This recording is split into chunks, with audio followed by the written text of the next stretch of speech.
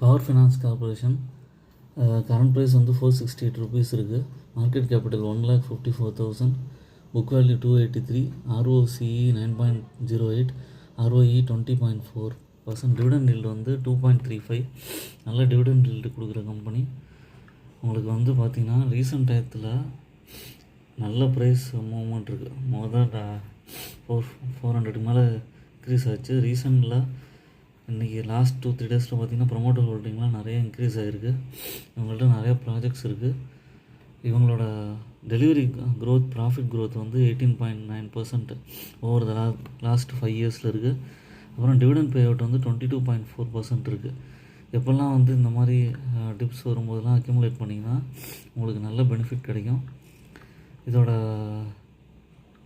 Quarterly சேல்ஸும் வந்து நல்லா இருக்குது. அதே மாதிரி ப்ராஃபிட்டும் நல்லா இருக்குது.